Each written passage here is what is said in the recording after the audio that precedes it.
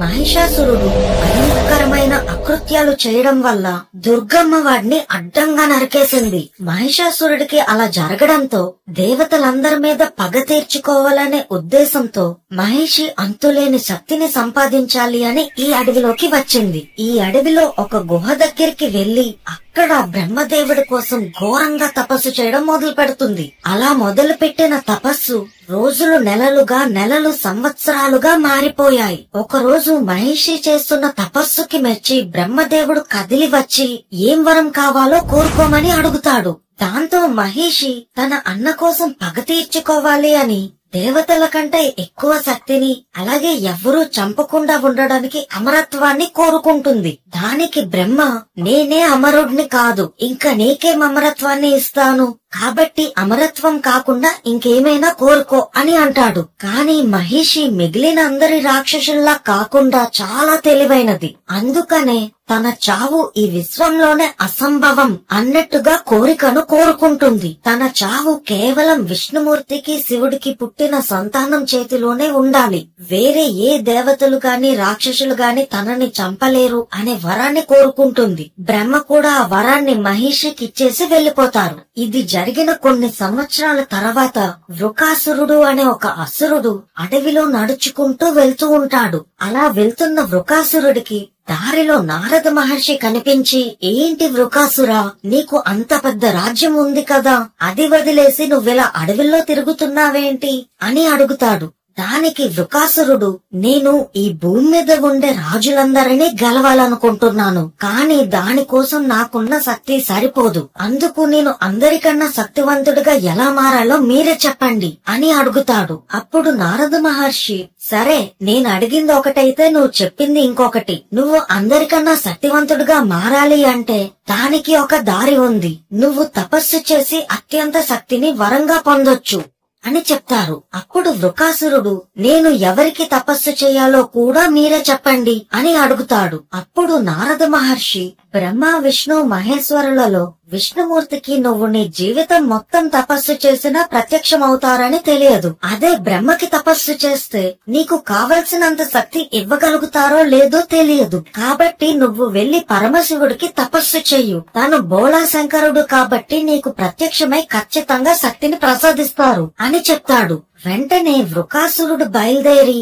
ఆ అడవిలో ఒక జలపాతం దగ్గర శివుడి కోసం తపస్సు చేయడం మొదలు పెడతాడు. ఇలా కొన్ని నెలల పాటు వృకాసురుడు చాలా నిష్ఠగా శివుడి కోసం తపస్సు చేస్తూ ఉంటాడు. ఇలా ఎంతసేపు తపస్సు చేసినా శివుడు ప్రత్యక్షం అవ్వకపోవడంతో వృకాసురుడు తన దేహాన్నే సమిధిగా చేసి వెలిగించుకొని తపస్సు చేయడం మొదలు పెడతాడు. కానీ అప్పటికీ శివుడు ప్రత్యక్షం అవ్వకపోవడంతో వృకాసురుడు తనని తాను అర్పించుకొని ఆత్మార్పణకి సిద్ధమవుతాడు. ఇంకా అప్పుడు వృకాసురుడి నిష్ఠకి మెచ్చి శివుడు కైలాసం నుంచి కదిలి ఇక్కడికి వచ్చి ప్రత్యక్షమవుతారు. వృకాసురుడు కళ్ళు తెరిచి శివుడిని చూసి ఆ పరవశంలో శివుడి కాళ్ల మీద పడి నమస్కరిస్తాడు.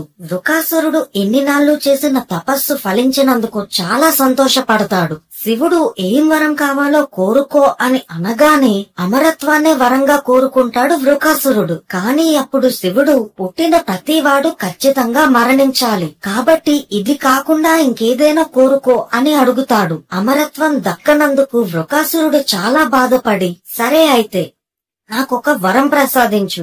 అది ఏంటి అంటే, నా చెయ్యి ఎవరి తల మీద పెడితే వాళ్ళు భస్మమైపోవాలి అని అడుగుతాడు. అప్పుడు శివుడు, ఈ వరం తీసుకొని నువ్వేం చేస్తావు అని అడుగుతాడు. కాని వృకాసురుడు పట్టుపట్టి, నాకెలాగో అమరత్వాన్ని ఇవ్వలేకపోయావు, కనీసం ఈ వరమైనా ఇవ్వు, నేను ఎంతో కఠినంగా నీ కోసం తపస్సు చేశాను, దానికి ఫలితం లేకుండా పోనిస్తావా అని అడుగుతాడు. ఇంకా శివుడు సరే అని చెప్పి వృకాసురుడికి భస్మం చేసే శక్తిని వరంగా ప్రసాదిస్తారు. కాని శివుడు ఆ వరాన్ని ఇచ్చాడు అనే నమ్మకం లేక వృకాసురుడు శివుడితో, నాకు నిజంగానే వరాన్ని ప్రసాదించావా, లేదా నా దగ్గర నుంచి తప్పించుకోవడం కోసం నువ్వు అబద్ధం చెప్తున్నావా, ఈ వరాన్ని నువ్వు నాకు ఇచ్చావనే నమ్మకం నాకు కలగట్లేదు, కాబట్టి దీన్ని ఇప్పుడే నేను పరీక్షించి చూస్తాను అని చెప్పి చుట్టుపక్కల చూస్తాడు వృకాసురుడు. కాని ఎవ్వరూ లేకపోవడంతో వరమిచ్చిన శివుడి మీదే ప్రయత్నిద్దామని శివుడి పైకి వెళ్తూ ఉంటాడు వృకాసురుడు. శివుడు తలుచుకుంటే వెంటనే అక్కడ మూడో కన్ను తెరిచి వృకాసురుడిని భస్మం చేయగలుగుతాడు. కానీ శివుడు తన భక్తుడిని అలా చంపలేక ఆలోచనలో పడతాడు. శివుడిని చంపడం అసాధ్యం. కానీ ఒకవేళ వృకాసురుడు శివుడి తలపైన చెయ్యి పెట్టినప్పుడు శివుడు కనుక భస్మం అవ్వకపోతే శివుడు ఇచ్చిన వరానికే విలువ లేకుండా పోతుంది. దాంతో శివుడు వెనక్కి తిరిగి తప్పించుకోవడానికి పరిగెత్తడం మొదలు పెడతారు. అలా కొంత దూరం పరిగెత్తి ఒక గుహ దగ్గరికి వెళ్లిన తర్వాత శివుడు విష్ణుమూర్తిని తలుచుకుంటారు. వెంటనే విష్ణుమూర్తి అందమైన మోహిని రూపంలోకి మారి వృకాసురుడు వెతుకుతున్న గుహ పక్క నుంచే నడుస్తూ వెళ్తారు. శివుడిని వెతుకుతున్న వృకాసురుడు అటువైపుగా వస్తున్న మోహినిని చూసి తన అందానికి పరవశం చెంది శివుడిని మర్చిపోయి మోహిని వెనక పడ్డం మొదలు పెడతాడు. అలా కొంత దూరం వెళ్లిన తర్వాత ఒక నది దగ్గర మోహిని నృత్యం చేయడం మొదలు పెడుతుంది. వెనకాలే వస్తున్న వృకాసురుడు మోహిని చేస్తున్న నాట్యంకి పరవశం చెంది మోహినితో పాటే నాట్యం చేయడం మొదలు పెడతాడు. అలా మోహినితో పాటు చేస్తున్న నాట్యంలో లీనమైపోయి వృకాసురుడు ఒక భంగిమలో తన తల మీద తన చెయ్యినే పెట్టుకుంటాడు. ఇంకంతే, ఒక్కసారిగా వృకాసురుడు భస్మమైపోతాడు. వరమిచ్చిన శివుడినే భస్మం చేద్దామనుకున్నాడు కాబట్టి వృకాసురుడిని అందరూ భస్మాసురుడు అని అంటారు. భస్మాసురుడు చనిపోయాడు. ఇంకా మోహిని తిరిగి విష్ణు రూపంలోకి మారే సమయం వచ్చింది. కానీ మహేషికి బ్రహ్మ ఇచ్చిన వరం అలాగే ఉంది. కాబట్టి లోక కళ్యాణం కోసం శివుడు అప్పుడు మోహిని అవతారంలో ఉన్న విష్ణుమూర్తితో ఒక బిడ్డని కంటాడు. ఆ బిడ్డ చాలా దివ్యంగా వెలిగిపోతూ ఉంటాడు. ఆ బిడ్డ మెడలో ఒక మణిని కట్టి పంపానదీ తీరం దగ్గర విడిచిపెట్టి ఇద్దరూ వెళ్లిపోతారు. ఇలా విష్ణుమూర్తికి శివుడికి పుట్టినవాడే మణికంఠుడు. అయితే అదే అడవిలో పందల దేశానికి చెందిన రాజశేఖరుడు అనే ఒక రాజు వేటకని వస్తాడు. ఆ రాజుకి ఎప్పటినుంచో సంతానం లేదు అని శివుడికి ప్రార్థిస్తూ ఉండేవాడు.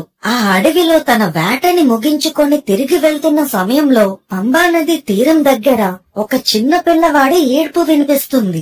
వెంటనే ఆ రాజు తన రథాన్ని ఆపి చుట్టుపక్కల వెతుకుతాడు. అప్పుడు అక్కడ దివ్యంగా వెలిగిపోతున్న బాబు కనిపిస్తాడు. ఆ బిడ్డని చూడగానే రాజుకి ఏదో తెలియని ఆనందం కలుగుతుంది. కానీ ఈ బిడ్డని తను రాజ్యానికి తీసుకువెళ్లాలా లేదా అని ఒక ఆలోచనలో పడతాడు. అప్పుడే అక్కడికి ఒక సన్యాసి వచ్చి, ఈ బిడ్డ క్షత్రియ కులంలో పుట్టిన మణికంఠుడు, తిను మీ వంశానికే పేరు ప్రఖ్యాతులు తీసుకువస్తాడు. ఈ మణికంఠుడిని తీసుకువెళ్లి పెంచుకోండి.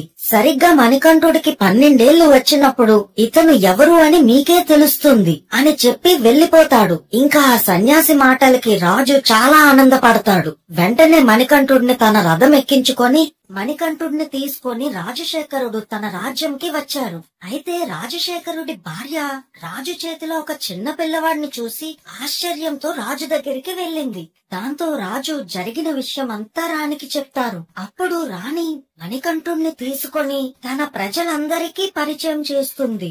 అయ్యప్ప స్వామి వచ్చిన వేళ విశేషంతో రాజ్యమంతా సిరి సంపదలతో వర్ధిల్లుతూ ఉంటుంది. వర్షాలు బాగా పడి పంటలు మంచిగా పండుతాయి. అలా రోజులు గడుస్తూ ఉన్న కొద్దీ రాజుకి రాణికి మణికంఠుడి మీద ప్రేమ చాలా పెరుగుతూ ఉంటుంది. కొన్ని రోజులకి రాణి గర్భవతి అయ్యి ఒక కొడుకు పుడతాడు. ఆ కొడుకు పేరు రాజరాజుడు. అయితే వాళ్ళకి సొంత కొడుకు పుట్టినా సరే మణికంఠుడి మీదే ప్రేమ ఎక్కువగా ఉంటుంది. మణికంఠుడు విద్యాభ్యాసం చేయడం కోసం ఒక గురుకులానికి పంపిస్తారు. ఆ గురుకులంలో మణికంఠుడు పురాణాలు వేదాలు చదివి అస్త్ర శస్త్రాలని నేర్చుకుంటాడు. మణికంఠుడు గురువు ఇతను సామాన్య మనిషి కాదు, దైవ స్వరూపుడు అని అర్థం చేసుకుంటారు. కానీ అది ఎప్పుడు బయటకి చూపించారు. 2 సంవత్సరాలలోనే మణికంఠుడు గురువు దగ్గర అన్ని విద్యల్ని నేర్చుకొని రాజ్యంకి తిరిగి వచ్చిన మణికంఠుడిని చూసి రాజు చాలా సంతోషించి వెంటనే మణికంఠుడిని రాజుగా పట్టాభిషేకం చేద్దామని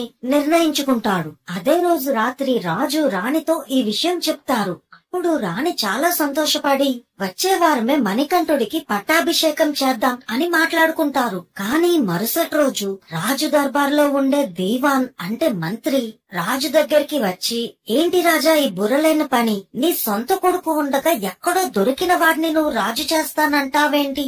ఇది రాజ్యానికి శ్రేయస్కరం కాదు. కాబట్టి ఇలాంటి ఆలోచనని మానుకొని మణికంఠుడిని వెంటనే రాజ్యం నుంచి బహిష్కరించు అని చెప్తాడు. అప్పుడు రాజు, ఏం మంత్రి నోరు లెగుస్తుంది? రాజువి నువ్వా నేనా?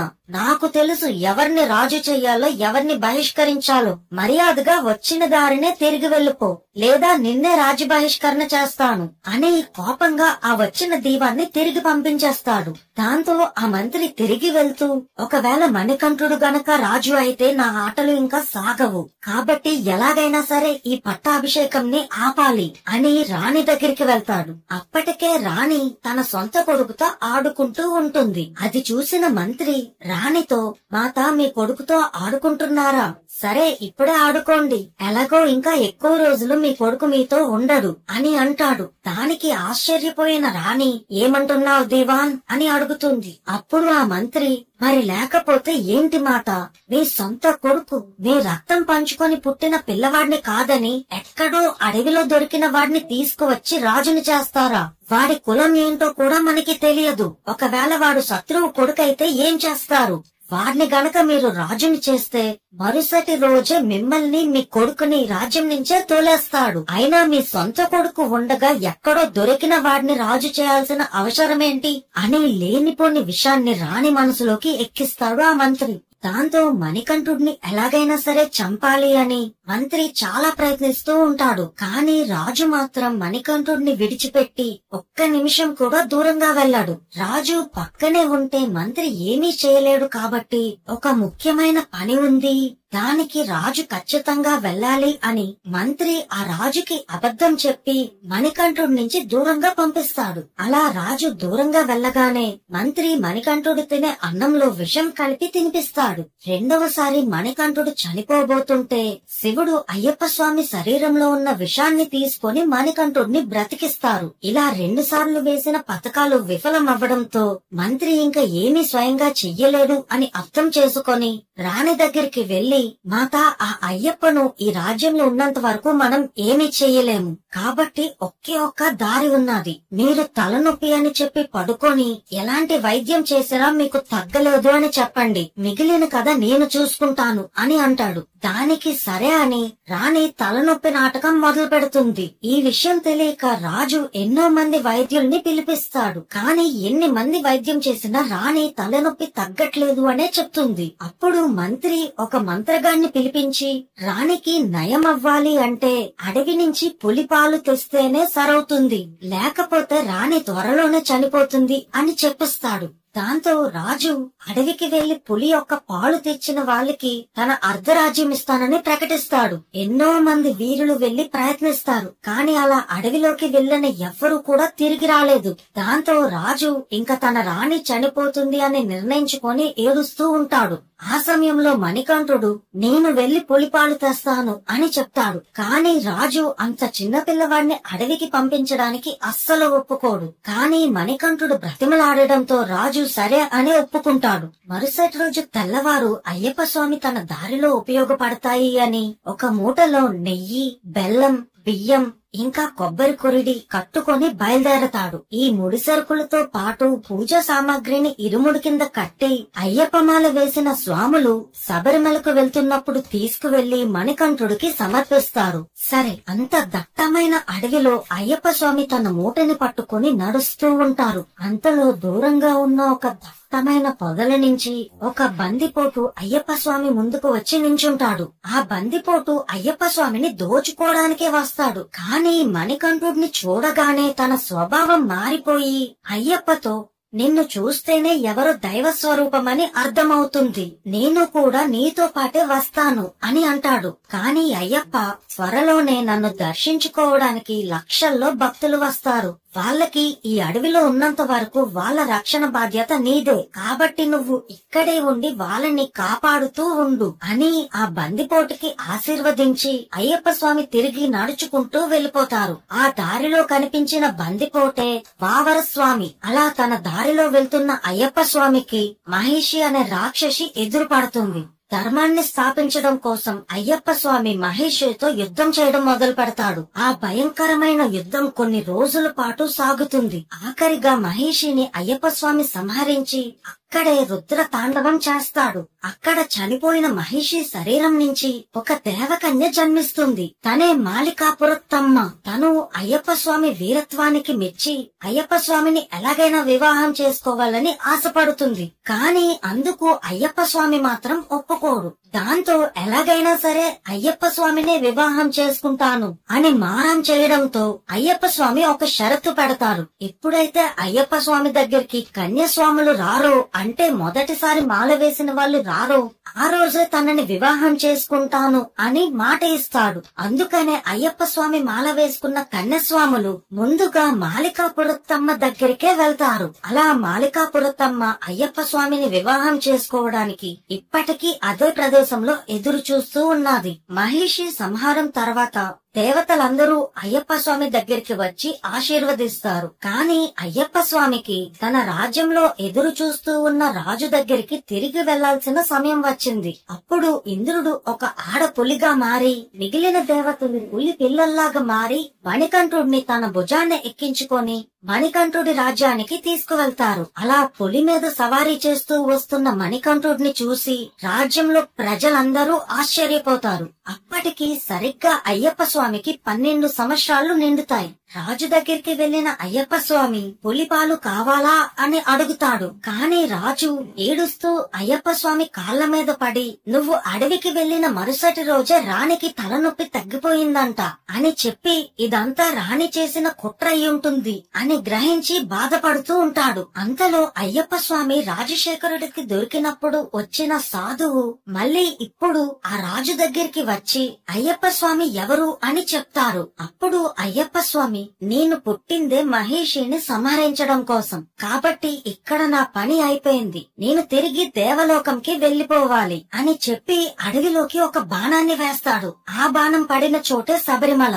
అక్కడ నాకు ఆలయాన్ని నిర్మించండి, నేను అక్కడ విగ్రహ రూపంలో ఉండి భక్తులకి దర్శనమిస్తాను అని చెప్పి అదృశ్యమైపోతారు. అలా శివుడికి కొడుకుగా జన్మించి మహిషి అనే రాక్షసిని చంపి ఈ భూమి మీద ధర్మాన్ని 4 కాళ్ల మీద నిలబెట్టిన స్వామి ధర్మసస్థ అయిన అయ్యప్ప స్వామి.